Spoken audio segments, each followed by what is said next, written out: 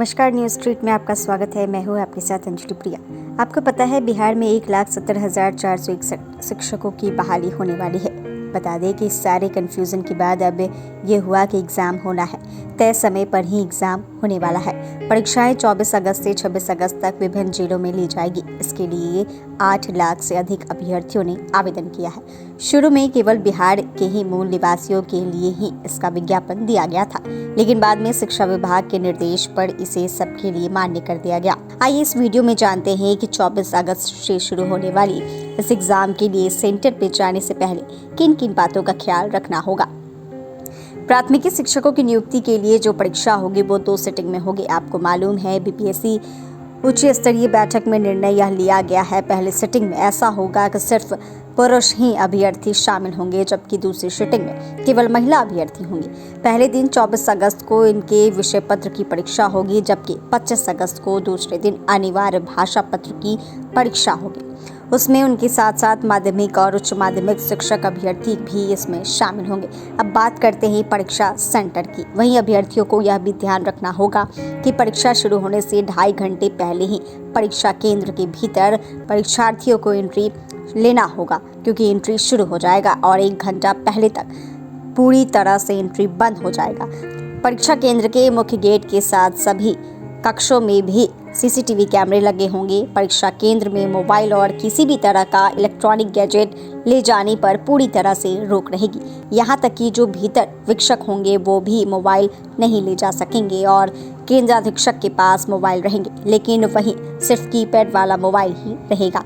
आयोग से सुरक्षा को लेकर भी खास ख्याल रखा है। अभ्यर्थियों को इस बात का भी ख्याल रखना होगा कि अभ्यर्थी हर दिन हर पाली में प्रवेश पत्र की एक अतिरिक्त प्रति को अपने साथ परीक्षा केंद्र में लेकर जाएं और वहां वीक्षक के समक्ष हस्ताक्षर कर उन्हें सौंपना होगा। बीपीएससी के अध्यक्ष ने तमाम चीज़ों के बारे में जानकारी दी। आपको मालूम है कि उन्होंने प्रेस कॉन्फ्रेंस करके कहा था कि नेगेटिव मार्किंग अब नहीं होगा, लेकिन पहले नेगेटिव मार्किंग लागू करने का निर्णय लिया गया था। इसके अनुसार अब तक प्रश्न पत्र प्रिंट हो चुके हैं, लिहाजा प्रश्न पत्र में नेगेटिव मार्किंग का निर्देश छपा हुआ होगा, लेकिन जो अभ्यर्थी हैं उनके लिए यह लागू नहीं होगा। वहीं इस बार फेशियल पहचान के साथ अंगूठे की छाप और आइरिस स्कैन को भी बायोमेट्रिक के रूप में लिया जाएगा।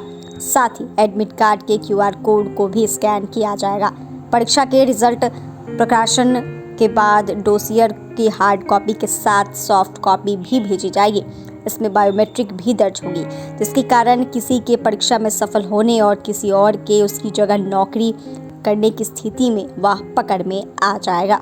वही जो भी अपीयरिंग शिक्षक अभ्यर्थी होंगे उन्हें नियुक्ति परीक्षा में शामिल होने वाले अपीयरिंग अभ्यर्थी बीएड और सीटेट में फेल भी कर गए तो एक अवसर उनका काउंट हो जाएगा।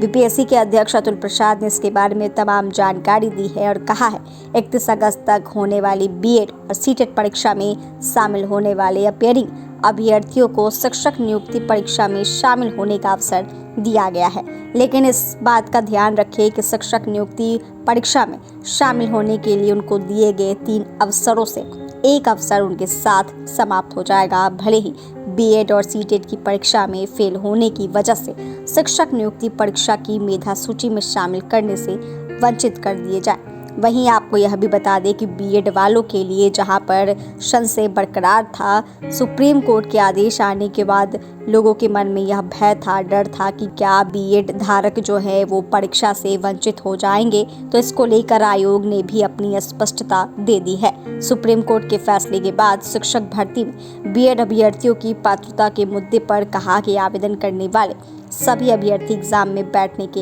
योग्य है।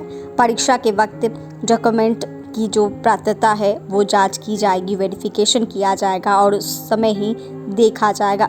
वहीं अभ्यर्थियों की पात्रता पर एनसीटीई और राज्य सरकार फैसले लेंगे। परीक्षा होगी, अभ्यर्थी तैयार रहें।